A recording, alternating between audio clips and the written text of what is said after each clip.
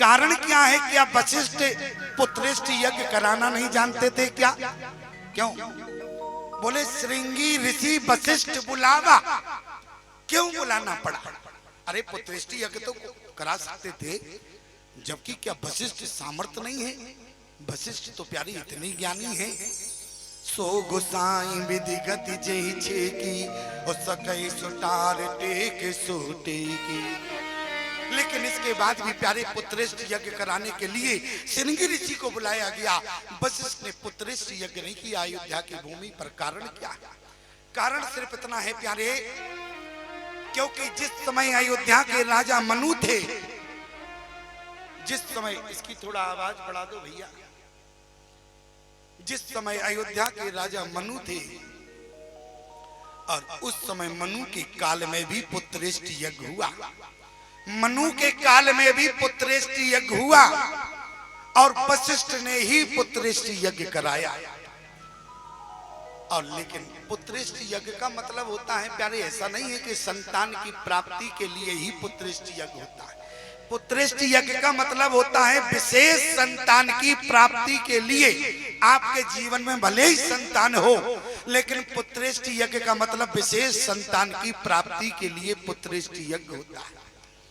और हमारी बात को ध्यान से सुनना, दंपति जीवन में आप किसी मंदिर में जावे, अब पत्नी कुछ मांगे, पति कुछ मांगे, तो मानो भगवान क्या कहते हैं, पहले तुम ही लोग तो एक हो जाओ, गांठ तो एक है और विचार अलग अलग है। क्यों? तो कभी तुम्हारी मनोकामना पूर्ण होगी क्या? क्यों शास्त्री जी आप बताओ? पत्नी कहे आम और पति कहे इमली, तो भगवान कहेंगे तुम ही तो एक स्वाद के हो जाओ पहले। क्यों? देखो पति पत्नी की गांठ एक है और विचार अलग है, तो कहीं प्राप्ति होगी। और मैं कहा करता हूं, पति पत्नी जहां गांठ जोड़ कर बैठे, जहां शरीर दो है लेकिन जोड़ा एक है प्यारे, आपको गिनती यदि की जाती है तो दो जोड़ा नहीं गिने जाते। क्यों? दो व्यक्ति गिने जाते, एक गिने जाते। अच्छा एक बात बताओ माताएं, आपसे पूछे उत्तर दे सकती हो हमारी बात का? आपने अपने परिवार में माँ को छोड़ा तो आपको यहाँ सास मिल गई। क्यों? माँ को छोड़ा तो सास मिली और पिता को छोड़ा तो ससुर मिले। क्यों? यही बात तो है कि नहीं? माँ को छोड़ा तो सास मिली, पिता को छोड़ा तो आपको ससुर मिले, बहन को छोड़ा तो ननद मिली और भाई को छोड़ा तो जेठ या देवर मिला आपको। लेकिन पति किसके बदले में मिला ये बताओ? क्यों? ये भी तो होना चाहिए। गंभीर बात है, थोड़ा इसको हंसी में मत लेना, जरा चिंता करना। इसका अभी आगे समाधान होगा, तब तक माताओं विचार करो। यदि उत्तर आ जाए तो आप मुझे बताना और हम 5001 का पुरस्कार अपनी माताओं को प्राप्त करेंगे। और जब तक आपको 5 मिनट सोचने का अधिकार है, विचार करके बताना। ऐसे ही बदले की बात है, हम मानस से प्रमाणित करेंगे और आपको बिल्कुल संतुष्ट करके जाएंगे। लेकिन विचार करना कि पति किसके बदले में मिलता है। क्यों? ये बात सोचनी है कि नहीं है? आपने परिवार में जिस जिसको छोड़कर आए, भगवान ने आपको सब कुछ दे दिया, लेकिन जब पति छोड़ा ही नहीं तो पति मिला किसके बदले में? क्यों? तो मैं आपसे निवेदन कर रहा हूं, इसका आगे समाधान होगा, अभी नहीं होगा, अभी तो प्रश्न छोड़ दिया। ठीक है? जैसे खेत में तुम लोग बीज पहले बो देते हो, काटते बाद में हो, ऐसे ही हमने बीज बो दिया है। आज ना बने तो कल उत्तर दे देना, कल दे दोगी तो कल पुरस्कार मिल जाएगा। लेकिन जरा विचार करना प्यारे, मैं आपसे निवेदन कर रहा हूं, अयोध्या की भूमि पर जिस समय पुत्रेष्ठ यज्ञ हुआ, तो उस समय अयोध्या की भूमि पर पुत्रेष्ठ यज्ञ कराने वाले वशिष्ठ थे। लेकिन जिस समय मनु का जीवन काल था, मनु अयोध्या के राजा थे, तो वशिष्ठ ने पुत्रेष्ठ यज्ञ तो कराया और पुत्रेष्ठ यज्ञ में पति पत्नी का संकल्प एक होना चाहिए। लेकिन मनु का संकल्प हुआ बेटा की प्राप्ति हो, पत्नी का संकल्प हो गया बेटी की प्राप्ति हो। तो क्या हुआ? बोले जो पुत्रेष्ठ यज्ञ था बोले बदल गया, बोले बेटे की प्राप्ति नहीं हुई बल्कि बेटी की प्राप्ति हो गई। उसी समय वशिष्ठ ने संकल्प किया कि अयोध्या की भूमि पर मैं कभी पुत्रेष्ठ यज्ञ नहीं कराऊंगा। क्यों? यहाँ पर राजा रानी का संकल्प एक नहीं हुआ करता है। और आज के बाद में अयोध्या की धरती पर पुत्रेष्ट यज्ञ नहीं कराऊंगा। इसलिए श्रृंगी ऋषि अरि वशिष्ठ बुलावा और पुत्र काम शुभ जग करा। भगत सहित मुनियाहुत दीने प्रगटे अग्नि चरु कर लीने। अग्निदेव खीर का कटोरा लेकर प्रकट हो गए। अग्निदेव ने कहा, जो वशिष्ठ कछु हृदय विचारा सकल काज वा सिद्ध तुम्हारा। वशिष्ठ, आज तुमने जो विचार किया है तुम्हारा सारा काम सिद्ध होगा। और आज खीर का कटोरा वशिष्ठ को दे दिया। वशिष्ठ ने खीर का कटोरा लिया तो राजा दशरथ को दे दिया। यही हवि बाट देव निपजाई जथा जोग जय भाग बनाई। लेकिन जिस समय प्यारे राजा दशरथ खीर का कटोरा लेकर गए, तब वही राय प्रिय नार बुलाई कौशल्या दिता चलिया। तीनों रानियां एक साथ खड़ी हैं प्यारे क्रमबद्ध तरीके से। और राजा दशरथ ने अर्तिभागी कौशल्य दीना ओ भय भाग्या देख कर कीना। जथा जोग जय भाग बनाई, बिना भाग बना के किसी को नहीं देना। ध्यान देना, जथा जोग जय भाग, पहले भाग बना लेना। अब भाग का मतलब होता है दो भाग में कर लेना।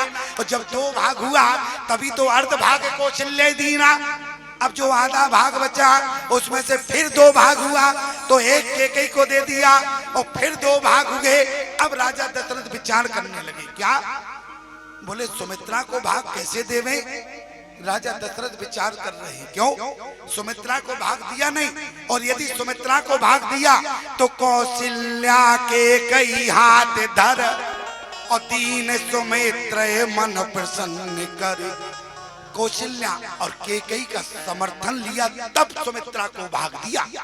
कारण क्या है इसका मतलब राजा दशरथ कौशल्या को बिना सुमित्रा को जो भाग दिया, बिना कौशल्या और केकई की अनुमति के भाग देना नहीं चाहिए थे। क्यों? क्योंकि जिस समय प्यारे कौशल्या का स्वयंवर हो रहा था और उसी समय आकाशवाणी हुआ कि कौशल्या के गर्भ से जो संतान होगी रावण वो तुम्हारी मृत्यु का कारण बनेगी। रावण ने कहा तो क्यों ना हम विवाही इनका रोक दें, स्वयंवर भी रोक दें तो ठीक हो जाएगा। तो उसी समय प्यारे रावण आया और रावण ने कौशल्या का हरण करके ले लिया, पाताल में जाके छिपा दिया। पाताल के राजा से कहा, जब तक मैं ना आऊं तुम इस राजकुमारी को किसी को नहीं देना। ब्रह्मा जी ने कहा कि हमारा तो संविधान ही फेल हो जाएगा। ब्रह्मा जी रावण का वेश बना कर गए, पाताल के राजा से कहा कि अब मैं राजकुमारी को वापस लेने आया हूं। बाहर माता कौशल्या को लिया। रास्ते में राजा दशरथ स्वयंवर में जा रहे थे कौशल्या के, उसी समय कौशल्या को सौंप दिया। ये राजकुमारी रास्ता भटक गई, इसलिए आप इसको साथ में ले जाओ, इसी राजकुमारी का स्वयंवर। राजा दशरथ ने कौशल्या को साथ में लिया। तब तक कौशल्या ने रास्ते में विचार बना लिया, मैं इसी राजकुमार का वरण करूंगी। किस राजकुमार का? इसी दशरथ का मैं वरण करूंगी। और जैसे ही वहां पहुंची तब तक बाहर राजाओं ने हल्ला मचा दिया कि जब राजकुमारी नहीं थी तो स्वयंवर क्यों रखा, निरस्त कर देना था। लेकिन उसी समय प्यारी कौशल्या की सहेली सुमित्रा को तैयार किया गया, क्योंकि सुमित्रा के पिता और कौशल्या के पिता की संधि थी। उसी समय प्यारे कौशल्या की जगह सुमित्रा को तैयार किया गया और सुमित्रा हाथ में जयमाल लिए खड़ी थी। दरवाजे पर जैसे ही देखा हमारी कौशल्या बहन को लेकर जो राजकुमार आया, मैं इसी राजकुमार का वरण करूंगी। सुमित्रा दौड़ कर गई और सुमित्रा ने राजा दशरथ के गले में माला डाली। और जब जयमाला डाली, कौशल्या ने कहा कि सुमित्रा, मैंने रास्ते में विचार किया था मैं इसी राजकुमार का वरण करूंगी और तुमने इसका वरण कर लिया, मैं किसका वरण करूं? आज उसी समय सुमित्रा ने कहा कि बहन, आज मैंने राजा दशरथ के जयमाल डालने के बाद अब मैं छत्राणी हो गई हूँ, लेकिन ध्यान रखना बहन कौशल्या, मैं आज रानी का दर्जा तो प्राप्त करूंगी, लेकिन जीवन भर कभी राजमाता का दर्जा नहीं लूंगी। मैं तुम्हें वचन देती हूँ, मैं जीवन भर कभी माँ नहीं बनूंगी। जब माँ नहीं बनूंगी तो राजमाता का झगड़ा क्यों प्यारे? और ईमानदारी से बताओ, झगड़ा इसी बात का है कि नहीं? आज समाज में झगड़ा इसी बात का है कि नहीं? जब माँ ही नहीं बनना है तो झगड़ा कैसे होगा हमारे संतान के बीच? और जिस समय कैकेयी का स्वयंवर हुआ उसी समय भी राजा दशरथ पहुंचे, और जब कैकेयी के पिता ने एक शर्त रख दी, क्योंकि स्वयंवर अगले दिन था, राजा दशरथ एक दिन पहले पहुंचे। राजा दशरथ ने कहा मैं तुम्हारी राजकुमारी से विवाह करना चाहता हूँ। कैकेयी के पिता ने कहा विवाह तो मैं कर दूंगा, लेकिन ये बताओ एक वचन दोगे? क्यों? बोले रग कुल रीत सदा चली आई, प्राण जाए पर वचन न जाई। मुझे वचन दो, कैकेयी के गर्भ से जो संतान होगी वो अयोध्या के सिंहासन पर बैठेगी। वचन दे दिया। क्या हुआ? यहाँ कौशल्या को भी माँ बनना है, कैकेयी को भी माँ बनना है, लेकिन सुमित्रा वचन से बंधी हुई है, इसलिए सुमित्रा को माँ नहीं बनना है। इसलिए कौशल्या कैकेयी हाथ धरो। आज कौशल्या और कैकेयी से स्पर्श कराया।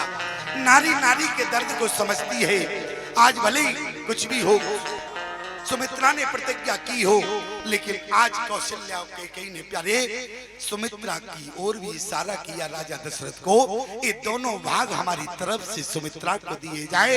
और एक भाग को कौशल्या ने स्पर्श किया, एक भाग को कैकेयी ने स्पर्श किया।